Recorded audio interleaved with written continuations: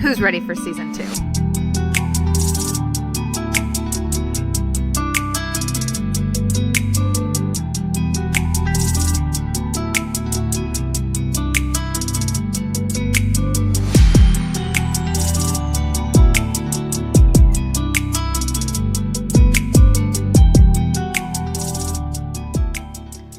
It's that time again, another episode.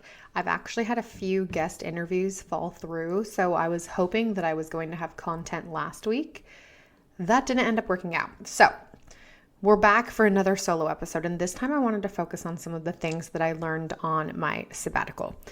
If you are not familiar what a sabbatical is, it's ultimately an extended paid time off from your job where you are awarded a number of weeks fully paid as a result of a long tenured employment. So I was super lucky that after both of my maternity leaves, I still qualified for this benefit at my job, because I was planning on using the time to really do some soul searching and to find myself a little bit more and to see if I could get myself out of my comfort zone when it came to travel. And honestly, when it just came to life in general, I think one thing, especially in Silicon Valley, that is so commonplace is just the fact that everything here moves so fast. There is literally no time to hear yourself think, to hear yourself feel, especially when your body is trying to tell you something. If you're sick, if you're overwhelmed, if you are feeling exhausted, if you're needing to meditate, if you're needing to give up meat or eat more healthy foods. I find that whenever I travel, I have a lot easier time listening to my body, because yes, I'm a little overwhelmed by traveling because I might be in a place that I'm not used to, or trying to kind of navigate a situation that I haven't in the past if I'm going somewhere that I'm going to for the very first time. But one of the benefits is that because you're in an unfamiliar place where you're not just so used to operating on autopilot, you have to listen more closely to your body. If you're in a new place and you're by yourself, you have to be more aware. Is your gut instinct kicking in saying this doesn't feel safe? Or are you feeling completely are you experiencing deja vu? Like, oh my God, why do I feel like I've been here before? That's also probably a sign. And maybe you have. Maybe that's why you were drawn to that place in the first place. If you're somewhere where you've wanted to go your entire life and you're just in awe, taking in everything around you, the buildings, the people, the sounds, the food, the menus, the language, that's literally how I felt when I was in Paris. For my sabbatical, my husband and I went to Amsterdam for 2 days because he had a work obligation in the Netherlands. And then we went to Paris, which was my dream location, for 4 days. Initially, our goal was to try to use all 4 weeks of my vacation to travel with our kids, but that just became incredibly difficult, having to pay for their school, having to have them travel on a flight internationally that was 11 plus hours. We both ended up deciding that that would have been a little bit too much for them at this age of 4 and 2. So instead of taking them with us for 4 weeks, initially we were going to go to Spain, Portugal, and Croatia. We just decided, let's make it a super quick trip, less than a week, so that we can go to a few of the places that we really want to go to, but also where he had a work obligation. So it ended up working out perfectly. So we took a trip to Amsterdam first, and Amsterdam was awesome. It felt kind of young to me. And I don't mean this in a negative way, but it seemed very bro-y. And maybe that's just the time where we were. A lot of the sorority and fraternity events were kind of kicking off. So there were a lot of fraternity and sorority events happening at the bars at nighttime. And honestly, I thought it was totally fine. I thought it was a little bit fun to be kind of back in that environment. But we went to a coffee shop for the very first time. And I just thought that it was so fascinating and so fun. As someone who used to smoke a lot of weed, that was just mind-blowing to me in a way. Obviously, I knew that it existed, but I feel like if I were 18 and that was so readily available to me, it would have been such a different experience, because I feel like a lot of the reason, and this is literally my perspective, so I'm not a doctor, don't quote me on this, but I feel like we would potentially have less addiction in the United States if some of our, let's say if marijuana was more legalized and people could go to a cafe and smoke and do whatever. Mind you, knowing Americans, we would probably end up over abusing that situation as well, which could cause car accidents or whatever. But I found it very fascinating that every single one of the coffee shops that I walked by, there were barely any people in there. When we went and I ordered something and we were sitting in there for a little bit, there was only one other group of men, and I think that there were 3 or 4 of them total. And we walked by that place pretty much every single day because it was so close to our hotel. And mind you, we were only there for 2 days, but still, there were only max like 3 or 4 people in there at a time. And I just found that to be incredibly interesting because that was one of the things that I felt like I learned. It's not as enticing when it's so readily available to you. It's the idea, especially when you're younger, when you're 18 or younger, and you want to do something because you're not supposed to do it, or it seems so exciting because you know that it's against the rules. And for people like me who have to learn everything on their own, and you have a little bit of, I guess, pushback to authority, you're not supposed to do something, so of course you want to do it even more. I feel like that mindset could have changed if some of the rules weren't as stringent when it came to things like that. I had one full day in Amsterdam by myself, and whenever I'm traveling with my husband for his work and I have time to myself, I always try to take full advantage of the opportunity and do things that get me out of my comfort zone, but also maintain my sanity where I feel safe, and do things that I would totally do if I had someone with me, if my husband were with me, but that I don't have to second guess at all. Oh, is this person going to think this is fun? Will this be as exciting for them? I literally just operate by gut instinct, which is how my human design is meant to operate anyways. So that is exactly what I did. So on the day that my husband went into work, he woke up pretty early so that he could take the train, given that it was about an hour and a half away. I woke up and I went to the gym in our hotel. I worked out for about 45 minutes or so. I did some weight training. There was another couple in there, maybe in their 50s, and we were the only 3 people in there, which was awesome. And then I went to go check if the Marriott Hotel still had breakfast open, but they didn't because I had slept in a little bit. So then I decided, okay, why don't I go and treat myself to breakfast? So I went right across the street was the canal, and I found this amazing little circular restaurant, and they had indoor seating and they also had outdoor seating. I sat right outside, right along the canal, so I could see some of the boats going by, and I ordered Dutch pancakes. I had a coffee, strawberries, whipped cream. And as soon as I was done, I started walking around the city a little bit. The day before, we had walked over 21 miles going around the city. I was so sore. My chubby little legs were just rubbing together in my jeans. I was getting a little bit uncomfortable there, but I felt like we had seen everything that we could possibly see within that 21 miles. And so I didn't totally feel like I needed to do all of this walking because I'd seen most of what I wanted to see the day before. We'd gone to the red light district. We'd gone to a fun dinner right on the canal that I had made reservations for us in advance. We'd walked to a bunch of different shopping places. We stopped at a few different restaurants and a coffee shop. So I felt like I'd done most of those things the day before. So knowing that I had this time to myself, I was searching for a canal trip. And I wanted to take a boat along the canal. And for some reason, I kind of got lost, even though I'd gone 21 miles in the city the day before. So I ended up finding this little hut that was selling boat trips. And they had just so happened to have one that was 5 minutes from then. But it was a super small, like a speedboat. And there were only 4 other people on it. And so I was the 5th by myself. There was a dad and his son, and then a husband and wife. All of them were from Germany. It honestly was not the best of experiences. The host was wonderful in the sense that he had so much history internally in his head. So he was just spouting off facts, and I found that absolutely fascinating. He literally knew everything about all of the buildings, the people who inhabited them, the history, the art, but he kind of was making fun of me being the American who didn't know Dutch art. And after a while, that got a little annoying. because I said from the beginning, I am not a history major and I don't have much experience in art, from whether it's an American artist or otherwise.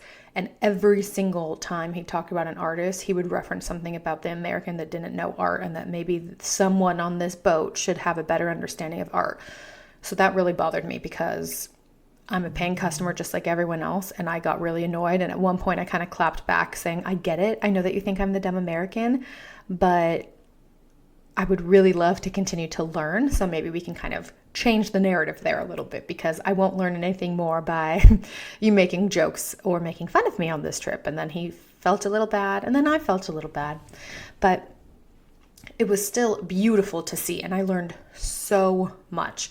And then from there, we took a flight to Paris.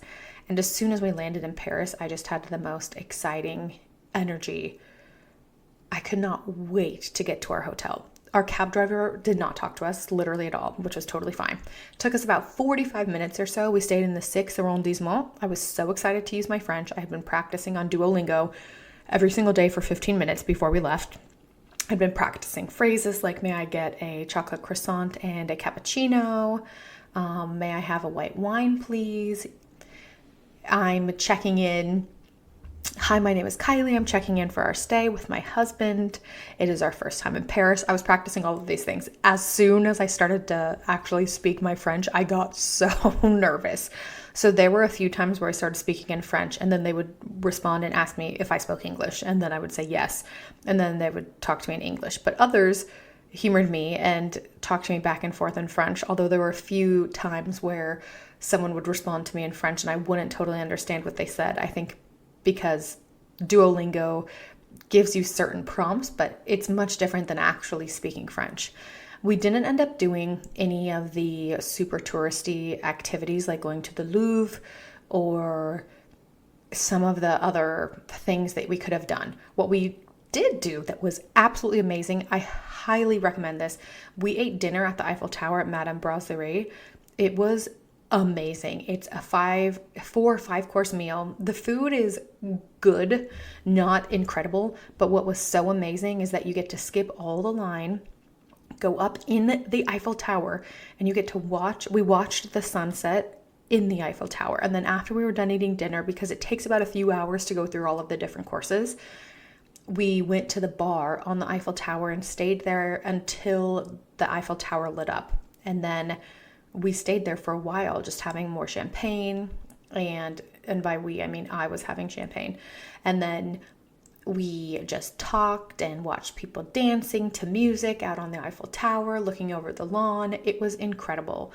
And our hotel was this little boutique. It was honestly pretty small, but it had a wonderful terrace. We couldn't see the Eiffel Tower. Well, actually, kind of. We could kind of see the Eiffel Tower from our terrace, but it just was so safe and quiet. So it wasn't right in the bustling city center, which for me was great because I have a hard time sleeping. And so I think I would have had a hard time if we were right in the city center. It was absolutely astonishing to me how many cafes there were near us. I think in like a 4-block radius, there were 7 or 8 cafes, which was so fun. So we would stop and sit at one and have something to eat, and then we would kind of do some cafe hopping. My husband's a little bit of a pickier eater though, so that was one thing that I was trying to be incredibly mindful of, knowing that I'm in recovery from an eating disorder. I'm trying to figure out what it means to eat for my body. I'm trying to listen to all of my hunger cues. I'm trying to be mindful of exactly what makes me feel good, what makes my stomach hurt, what I'm in the mood for versus what just happens to be available. And I think I did that a little less in Paris just based on some of the food options, because there is so much bread and cheese and just a little bit of things that are a little bit heavier. I did still have some tummy troubles, and I know a lot of people say that when they go abroad, they don't have as many because the wheat is not as processed as it is in the United States. I still had some stomach problems, but I think part of it was also just due to anxiety, and every time I travel, my body just gets a little overwhelmed being in a new place. We also did a dinner cruise on the Seine River. That was really awesome. The only thing that I would change is that we didn't have a guide giving us an overview of all of the landmarks that we were passing. So it was a little bit disappointing because I would know that we were passing something really important, but we had no idea what it was. And so we would tap our waiter when we saw her, and she barely spoke English at all. So it was a little bit difficult to understand exactly what was going on. But the people right behind us ended up being from California, a mom and a daughter. And the mom had taken her daughter to Paris for her 18th birthday. And I just decided right then and there, oh my gosh, I have to do this for my daughter when she turns 18. What an amazing trip. They seemed like they were having just the best time. And I thought that it was just such a special idea to be able to do something like that. And how blessed must you be to be able to do something like that with your child? So that immediately went on to my bucket list of things I want to do with my daughter when she gets a little bit older. But one of the things that I really loved walking around Paris, it just makes so much sense that things start a little bit later. People seemed to be out so late, drinking wine, eating, going to cafes and bars. And I'm sure, obviously in big cities, people do that. And it's maybe not the same when you're living in the suburbs, and some of those places aren't as readily available and within walking distance. But all of the schools were in session. So one thing that we found when we were walking around the Luxembourg Gardens, which was also right across the street from our incredibly cute boutique hotel, Bonsoir Madame, we saw a couple, a traditional French couple with their son, walking him to school at literally 10:30, and they asked, "Can you take a picture of us?" in French. And I talked to them in French for a little bit, and then they asked me something else that I didn't understand, and I said, "I'm sorry, I don't know." And then they said, "Oh, do you speak English?" And I said, "Yes." And then they said, "Oh, it's our son's first day of school today, so we just wanted to take a photo to, commemorate the special occasion." And my husband and I looked at each other and were like, wow, they are so classy. Just everything that their outfit, her hair was done. I feel like in America, we go to drop our kids off. This is like the Alex Earl thing that's going around Instagram. She's like, yeah, I feel like I'm just getting ready to go pick up the kids. She's wearing jean shorts, high heels, a tank top, and a hat. And then all of these moms on social media are saying that's literally nothing at all like we look like when we go to pick up our kids. We're all in sweats. Our hair is not done. We have on huge sunglasses, tennis shoes, or slippers. Like, it is not at all how it is in Paris. And one thing that I really loved is, I don't want to put that effort in every single day, no, but I really loved that there was just a vibe around, you'll feel your best when you look your best. And the style was just so effortlessly chic. I ended up actually buying a few things there when we were in Paris because I brought a carry-on only. Yes, you heard that right. I brought a carry-on only for my trip to Amsterdam and Paris. So I didn't bring a ton of clothes. And actually, one of the dresses that I bought, I think I might have accidentally left in Paris, which I am so upset about because it was the cutest little short sleeve dress that I posted on my Instagram. But everything just seemed so effortless. There were dresses with some tennis shoes, a sweater over the shoulders, or there were long skirts with tank tops and some cute little booties, or you'd see some baggier jeans with a crop top and some Jordans. Everything just seemed really effortless. But it's funny because I noticed that a lot of the girls that were younger all wore the same thing. It was all the baggy pants with a crop top. That is literally it. And then the women that were more in like their 30s and above, they had a lot more variety in what they wore. And I was just in awe of all of the people watching. I genuinely had the most fun people watching, just listening to people's conversations in French, trying to figure out what they were talking about. One night we went to a cafe and the people next to us were talking about Johnny Depp's best movies. And I told my husband, oh my gosh, they're talking about this. And he said, are you sure? How do you even know that? And then I told him, listen, and you'll hear Johnny Depp. And then they kept talking, and he finally heard it. And he was like, oh my gosh, yeah, you're right. And I just felt so proud of myself that I knew what I was talking about. And I think, and also the flights are so long when you're going abroad that you have a lot of time to think. And I think on the airplane also, kind of how you conduct yourself on the airplane sometimes also says a lot about you. Like, are you comfortable? Are you uncomfortable?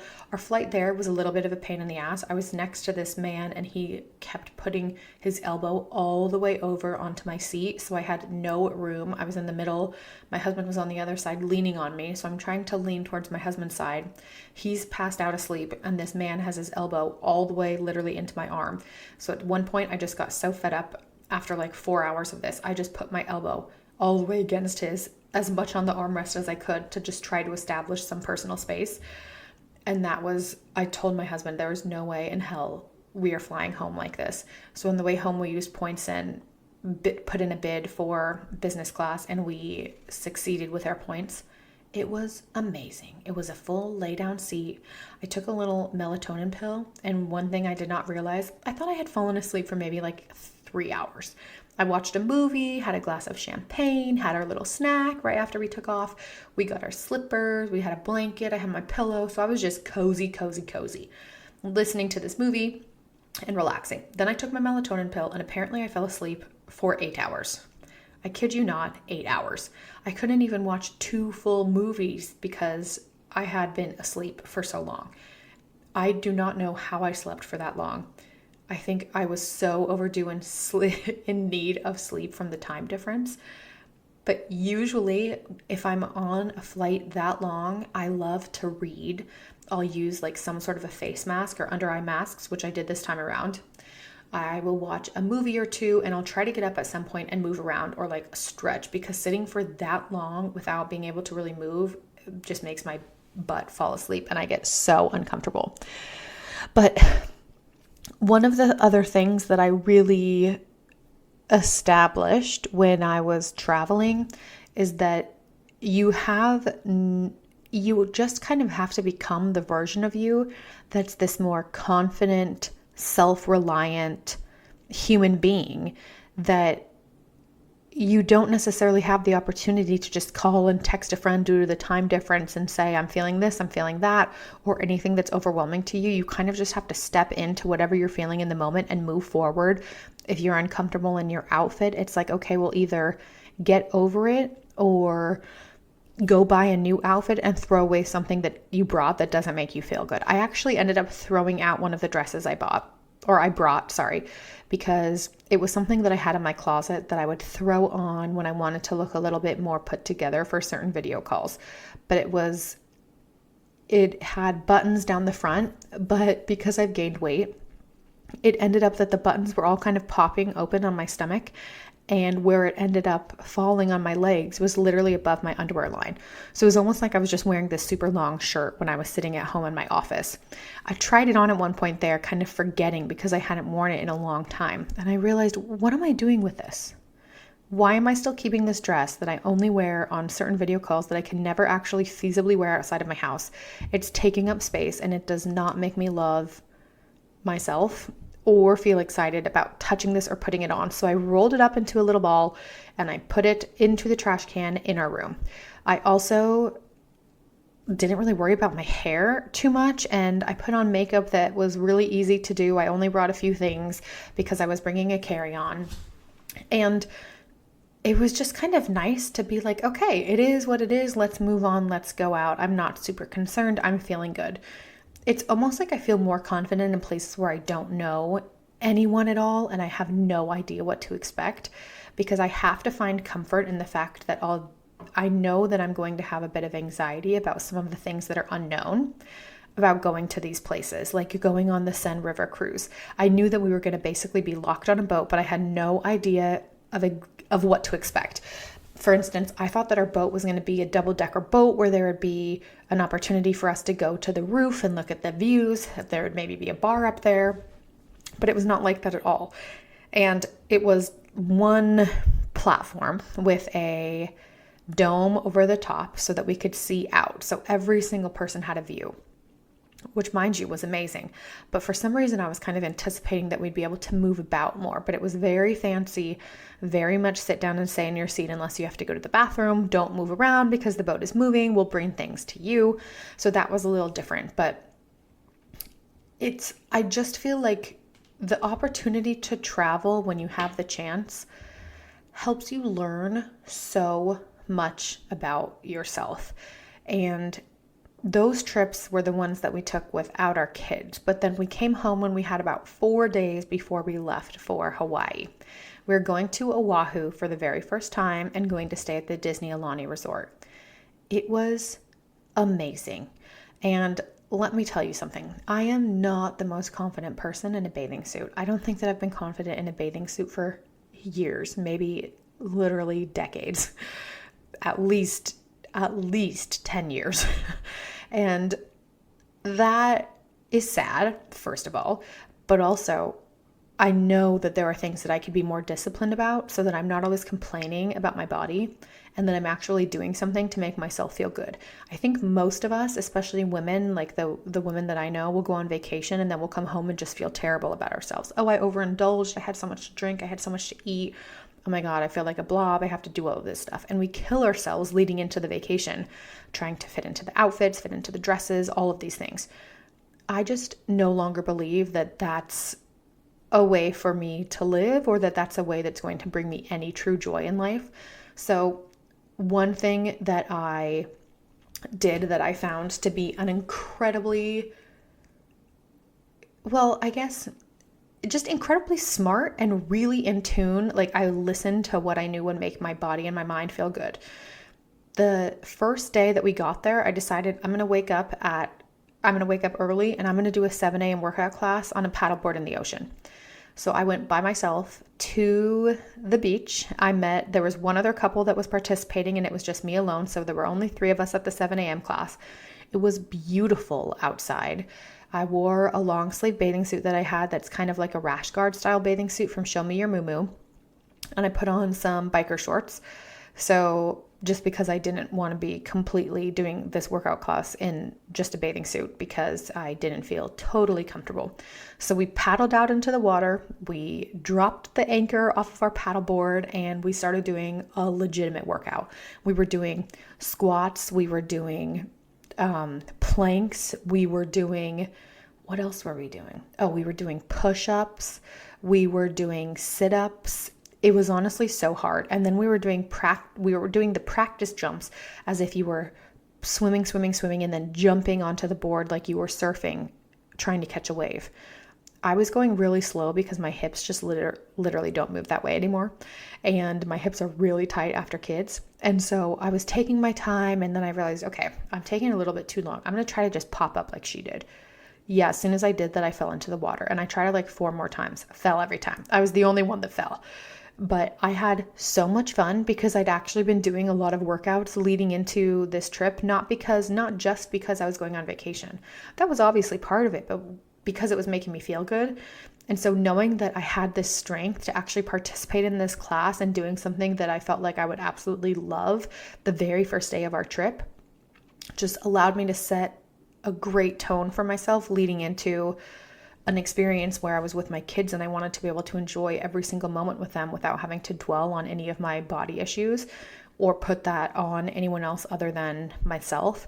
And so once that class was done, I started walking back, and then they met me on the beach and we just started our day, and then we went in the ocean, and my daughter went in the ocean for the very first time because it was so calm, and we ended up just having the most amazing trip. And out of the 10 days that we were there, I think I worked out 5 or 6 times, going to the gym and doing weight training, either first thing in the morning when the kids were still eating their breakfast or during the day when they were taking a nap. And I honestly just felt so good. I didn't feel self-conscious going into the gym. There was one time when I went in the morning and it was totally crowded and none of the machines that I wanted to use were available based on the program that I was trying to do through my Sweat app for my strength training that day, which was a little bit of a bummer. So I just kind of made do with some of the options that were available to me and just made the best of it. I got a great sweat in because even though they had air conditioning in there, it was still really hot after you actually started moving. And then I just continued my workout. And then throughout the rest of the trip, I signed us up for things that I thought our whole family would enjoy, like movie night on the grass. So we watched Moana on the lawn. We ordered Mexican food to the restaurant or to the venue for delivery. We brought drinks for the kids. I brought a mini bottle of wine for me. And it was just so nice to be able to just be so in tune with not only my body, but just being able to experience everything and have just this clear headspace. I also, at one point in time, did a workout by walking along the beach, listening to a meditation. I started jogging. I got really hot and overwhelmed because it was like the middle of the day when the kids were at the beach with my husband. But I just felt like I need to kind of get out of my head a little bit. So I'm not going to go in the pool just yet. I'm going to go on this walk. And I think being able to be on vacation, especially when you're with your family and you've been there for a long time and all you've been really doing is putting your energy towards everyone else and not really towards yourself, you need, or at least I need, to take some time for me, whether that's going on a walk on the beach and listening to a podcast or a meditation, whether that's sitting on the balcony and listening to a 5-minute meditation so that I can hear the waves, I can also hear the words, I can really take them in, I can do some breathing exercises. But most importantly, the thing that I learned from my sabbatical is that moving my body makes all of the difference for me. In Amsterdam, our first day there, I mentioned that I did a workout in the morning, which was great. As soon as we got to Paris, I did not work out once. And mind you, we walked everywhere, except for when we went to some of the places like the Eiffel Tower that were a little far from the 6th arrondissement.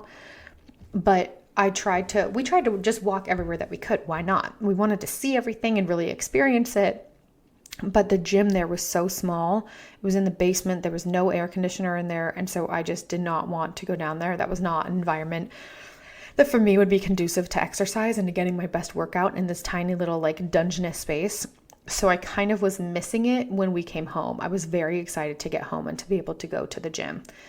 And I think I learned that it's healthy for me to put myself in new situations and environments.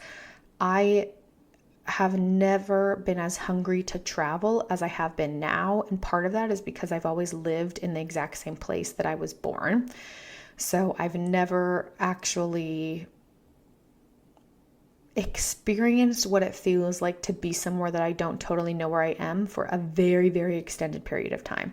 Obviously, that happened when I went away to college, but I was still only 30 minutes away. So while it felt far, it didn't feel like this whole other place where you put yourself completely out of your comfort zone and you have to kind of become this new version of yourself in order to survive. It's almost like this fight or flight response that you're put into this new situation and scenario. You have to engage with people that you've never engaged with and really kind of find a new path. And that's one thing that I realized that is incredibly important for me and my ongoing personal growth journey as I move forward, is just the ability to put myself in situations that allow me to identify with that person and my future self that tells me this is the version of you that you're meant to be. This is the version of you that can still be disciplined, that can listen to her body, that can identify when her mind needs some sort of, whether it's a meditation or something to make her feel more steady, more in tune, more connected to herself.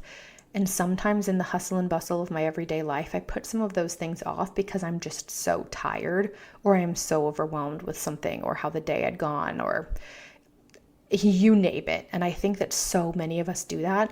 And then when we travel, we have no choice. Obviously, travel can be very overwhelming with kids, but I think you just have to know that going into it and truly make the absolute best of it. Yes, you'll get frustrated here and there, but it'll be so much worse if you're not taking care of yourself, both mentally and physically. So that's one thing that I think is so important, especially when you're traveling with your kids. You have to make sure that you are doing the things that your body and your mind will need in order for you to stay sane and get the most out of the experience. They're only little for so long. And so that's one thing that I always tell myself. If I'm experiencing something that's super frustrating, I will wish for this moment as soon as it's gone. So I need to try to be the best mom that I can be in the moment. And if that means that I need to take a break away for 10 minutes and tell my husband I need to walk this off, then I need to vocalize what I need in order to come back to the moment and be the best person that I can be. Travel 100% instills that in me. And I am so glad that I was able to have this moment to do that for myself. If you learned anything from this episode, I hope it's that if you're having a call to do something, just try it. Whether it's travel or whether it's a meditation every night before bed. If there's something that's calling you and it seems and your body is giving you the signs of this is something that you need to do, then you need to do that. And don't be afraid, because it could be the best thing that you've ever done for yourself. Thanks so much for listening to this episode. If you feel so inclined and you would like to rate and review the podcast, please go ahead and do so on either Apple or Spotify or wherever you're listening today. It would mean so much to me, and I'm so thankful that you're here.